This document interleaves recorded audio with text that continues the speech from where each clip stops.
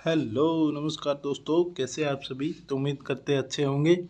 तो आज एक और क्लास लेकर आए हैं हम साइंस की, जिसमें हमारे सभी एग्जामों से रिलेटेड सभी क्वेश्चन रहेंगे। बहुत ही मोस्ट इम्पोर्टेंट प्रीवियस ईयर और लूसेंट से भी बहुत ही अच्छे अच्छे क्वेश्चन आपके निकाले गए हैं। तो वह क्वेश्चन रहेंगे आपके। तो शुरू करते हैं इसी के साथ अपनी क्लास। कार्बन डेटिंग विधि किस आयु निर्धारित अपनाई जाती है। तो जीवाश्मों की जो आपकी आयु है निर्धारित या अपनाई जाती है कार्बन डेटिंग विधि, यानी कि जीवाश्मों की उम्र पता करने के लिए लगाई जाती है। और इसमें कार्बन 14 का यूज किया जाता है आपके जीवाश्मों में। अत्यधिक शराब का सेवन करने से शरीर का कौन सा अंग विशेष रूप से प्रभावित होता है। तो आपका यकृत प्रभावित होता है अत्यधिक शराब पीने से, और सिंड्रोसिस नामक रोग हो जाता है आपका अधिक शराब पीने के कारण। शरीर में रक्त बैंक का काम कौन सा अंग करता है। तो तिल्ली करता है आपका, यानी कि सप्लीन रहेगा जो रक्त बैंक का कार्य करते हैं। तिल्ली, सप्लीन, प्लीहा जिसे बोलते हैं। तो ये किस तरह बैंक का स्टोर करते हैं, यानी आरबीसी होती है ना, तो आरबीसी डेड होती है, तो आरबीसी डेड आरबीसी इसके अंदर स्टॉक हो जाती है आपकी, आकर मरकर इसके अंदर आ जाती है। तो इसलिए इसे आपका ब्लड बैंक बोलते हैं। ठीक है दोस्तों, आगे बात करते हैं अगले क्वेश्चन पर। अगला क्वेश्चन क्या रहेगा हमारा। शरीर में रक्त का हरे पौधों में प्रकाश संश्लेषण की इकाई क्या कहलाती है। तो हरे पौधों में प्रकाश संश्लेषण की इकाई क्या कहलाती है आपकी, क्वांटोसोम कहलाती है। और प्रकाश संश्लेषण एक क्या है, एनाबॉलिक प्रक्रिया रहेगी आपकी प्रकाश संश्लेषण।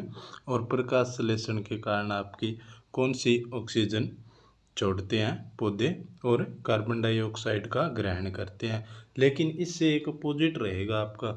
जैसे आपसे पूछ लिया जाए भाई, जब पौधे श्वास लेते हैं तो कौन सी गैस ग्रहण करते हैं। तो जब पौधे सांस लेते हैं ना, जब तो ऑक्सीजन ही ग्रहण करते हैं और CO2 छोड़ते हैं। लेकिन प्रकाश संश्लेषण होता है ना, जब पौधे ऑक्सीजन छोड़ते हैं। ये ध्यान रखना, ये बहुत ही मतलब पजल वाला क्वेश्चन है और इम्पोर्टेंट भी रहेगा आपके लिए।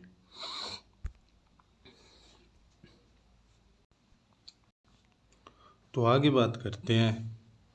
शरीर में रक्त की सफेद कोशिकाएं का मुख्य कार्य क्या होता है। तो क्या कार्य रहेगा, शरीर में बीमारियों से बचाना या शरीर को बीमारियों से बचाना, यानी कि इम्यूनिटी पावर स्ट्रॉन्ग करने का कार्य होता है। जो आपको एड्स होता है ना, तो एड्स किसके कारण होता है, HIV वायरस के कारण होता है। और HIV वायरस में जीन कौन से होते हैं, तो RNA होते हैं जीन। तो एड्स होता है ना, तो वह किसको ख़त्म करता है आपका, तो वाइट ब्लड सेल को, यानी टी लिपोसाइट को भी खा जाता है।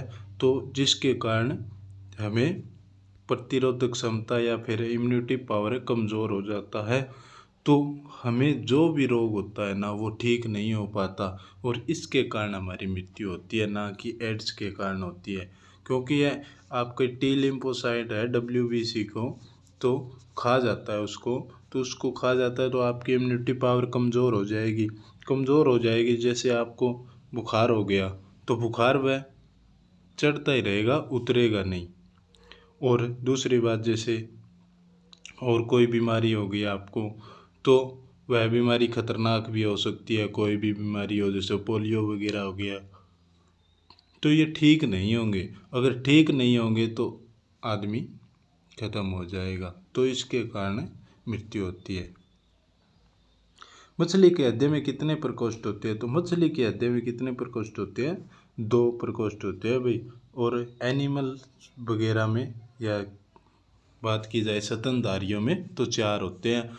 और सरीसृप में आपके और जो उभयचर प्राणी होते हैं उसमें 3 होते हैं। ठीक है दोस्तों, आगे बात करते हैं अगले क्वेश्चन पर। मानव शरीर में रक्त से अवांछनीय पदार्थ को पृथक करने का कार्य कौन सा अंग करता है? तो मानव के रक्त में जो भी कितने प्रकार के आपके अलवणीय पाए जाते हैं, जैसे हानिकारक बैक्टीरिया वगैरह होते हैं, तो वो तो अलग प्रोसेस हो जाएगा आपका। और कुछ और अन्य आपके पोषक तत्व वगैरह आ जाते हैं, तो वह किडनी में आपका फिल्ट्रेशन होता है। तो रक्त का फिल्ट्रेशन दो जगह होता है, एक तो आपका किडनी में होता है और एक आपका फेफड़ों में होते हैं। तो फेफड़ों में क्या कार्य होता है? तो फेफड़ों में तो आपका ऑक्सीजन को मिला दिया जाता है रक्त में और कार्बन डाइऑक्साइड को बाहर कर दिया जाता है। लेकिन बाकी सभी फिल्टर होने का कार्य किसका है? किडनी का होता है। आगे बात करें अगले क्वेश्चन पर। 40 वर्ष पूरे हो जाने पर चर्चित अप्सरा क्या है? तो अप्सरा क्या रहेगा आपका? तो एक न्यूक्लियर रिएक्टर रहेगा अप्सरा। इसको 40 वर्ष हो गए अभी न्यूक्लियर रिएक्टर अप्सरा को। डायनमो का क्या कार्य है? तो डायनमो का क्या कार्य है आपका? यांत्रिक ऊर्जा से विद्युत ऊर्जा में उत्पन्न करना है। डायनमो बोलते हैं जिसे, यानी जनरेटर वगैरह हो गया। तो वह क्या करते हैं? तो यांत्रिक ऊर्जा को विद्युत ऊर्जा में बदल देते हैं अभी। और एक होती है आपकी जो मोटर, यानी पानी वाली मोटर होती है, तो वह क्या करती है? तो वह विद्युत ऊर्जा को यांत्रिक ऊर्जा में बदल देती है। तो ये ध्यान रखना भाई, ये बहुत सारे क्वेश्चन आते हैं, तो वो हम करा देंगे आगे। पिचब्लेंडी से कौन सा रिएक्टिव तत्व प्राप्त होता है? तो रेडियम प्राप्त होता है वे आपका पिचब्लेंडी से। आगे बात करते हैं अगले क्वेश्चन पर। गिरगिट की त्वचा में रंग बदलने का कारण है, तो उसकी त्वचा में मेलेनोफोर नामक असंख्य रंग द्रव कोशिका पाई जाती है। मेलेनोफोर नाम की कोशिका होती है वे जिसमें, जिसके कारण गिरगिट रंग बदलता है। जैसे आप बचपन में क्या करते थे, उसको छोटा सा पत्थर मारते थे या फिर लाठी वगैरह मारते थे, तो वो अचानक से अपना रंग बदल लेता था। पेड़ों पर आपने देखा होगा, सभी के काम किए हुए हैं, ऐसे कोई नहीं है ऐसा, तो रंग बदल लेता था भाई। तो वही होते हैं, उसमें मेलेनोफोर कोशिका होती है गिरगिट में, जिसके कारण वह रंग बदलता है। प्रकृति में सबसे अधिक पाया जाने वाला कार्बनिक यौगिक कौन सा है? तो सेल्यूलोज रहेगा आपका। प्रकृति में सबसे अधिक सेल्यूलोज रहेगा। समुद्र के किनारे उगने वाले वृक्षों में वार्षिक वलय क्यों नहीं होते? क्योंकि यहाँ की जलवायु में स्पष्ट भिन्नता नहीं होती। वृद्धावस्था का अध्ययन विज्ञान की किस शाखा के अंतर्गत होता है? तो वृद्धावस्था का अध्ययन किया जाता है जेरेंटोलॉजी में। एक होता है एंटोमोलॉजी, जिसमें कीटों का अध्ययन किया जाता है, लेकिन जेरेंटोलॉजी इसमें वृद्धों का अध्ययन किया जाता है। तो आपको याद करने का बेस्ट तरीका यही होता है, जैसे आप जेरेंटोलॉजी और एंटोमोलॉजी ये दोनों इकट्ठे लिख लिया आपने। तो एंटोमोलॉजी में तो क्या आ गया? कीटों का अध्ययन, और जेरेंटोलॉजी में वृद्धों का अध्ययन, वृद्धावस्था या फिर वृद्धों का अध्ययन। तो ये पास हो तो एक से नाम याद रह जाते हैं। तो आप इस तरह क्वेश्चन है, मतलब सभी के सभी तो अध्ययन वगैरह हो गए तो इकट्ठा लिख लिया करो। जैसे विटामिन वगैरह हो गया तो वे इकट्ठा। डोलोमाइट CaCO3 किसका आश्यक है? तो कैल्शियम का आश्यक रहेगा आपका CaCO3। तो कैल्शियम और कहाँ पाई जाती है? आपके जो होते हैं ना, दांत वगैरह हो गई, हड्डियाँ हो गई। तो हड्डियों में सबसे ज़्यादा कौन सा पदार्थ पाया जाता है? तो ये पूछ लिया जाता है कई बार। तो हड्डियों में सबसे ज़्यादा पदार्थ आपका कैल्शियम पाया जाता है भी, और दूसरे नंबर पर फास्फोरस पाया जाता है। खट्टे फलों में कौन सा विटामिन होता है? तो विटामिन C होता है आपके खट्टे फलों में, और यह दूध में नहीं पाया जाता आपका विटामिन C। और बात करें इसका रासायनिक नाम, तो एस्कॉर्बिक एसिड रहेगा आपका विटामिन C। और इसकी खोज की बात की तो किसने की थी? तो होलकट नामक वैज्ञानिक थे, तो उसने इसकी खोज की थी। ध्वनि की तीव्रता मापने वाला यंत्र क्या कहलाता है? तो ऑडियोमीटर कहलाता है आपका ध्वनि की तीव्रता मापने वाला यंत्र। दूध का खट्टा होना किसके कारण है? तो जीवाणुओं के कारण। और जीवाणु भी कौन से रहेंगे? लैक्टोबैक्टीरियम जीवाणु रहेंगे, जिसके कारण दूध खट्टे होते हैं। तो एक बात पूछी जाती है आपकी भाई कि लैक्टोबैसिलस जीवाणु होते हैं जो वह दूध में पाए जाते हैं या नहीं। तो इस बात यह होगी कि आपके दूध में पाए जाते हैं लैक्टोबैसिलस जीवाणु होते हैं ना जो, लेकिन अनएक्टिव रूप में पाए जाते हैं। तो वो एक्टिव कब होते हैं, जैसे आप घरों में आपने देखा होगा आपके दादी वगैरह माता पिता जो भी है तो जामन वगैरह लगाते हैं तो थोड़ी बहुत लस्सी घेटते हैं तो लस्सी में आपके वे बैक्टीरिया पाए जाते हैं। तो वह दूध में जब जाते हैं ना तो जूस में डालते हैं तो दूध में जितने भी जीवाणु होते हैं ना तो उनको एक्टिव करने का कार्य करते हैं। तो एक्टिव करने का कार्य करते हैं तभी वह सभी एक्टिव हो जाती है तो दही जमने का आपका प्रोसेस पूरा होता है। ठीक है दोस्तों, आगे बात करते हैं अगले क्वेश्चन पर। श्वेत प्रकाश के वर्णक्रम में प्रिज्म द्वारा सर्वाधिक विचलित होने वाली गैस कौन सी है। तो बैंगनी रहेगा और सबसे कम वाले रेड रहेगा आपका। सबसे ज़्यादा तरंग दैर्घ्य रेड का रहेगा, सबसे कम तरंग दैर्घ्य बैंगनी का रहेगा। रेफ्रिजरेटर में प्रशीतक क्या है। तो फ्रीओन, फ्रीओन नामक गैस है जिसके कारण रेफ्रिजरेटर में आपका प्रशीतक यानी कि ठंडे वगैरह होती है फ्रीजर में।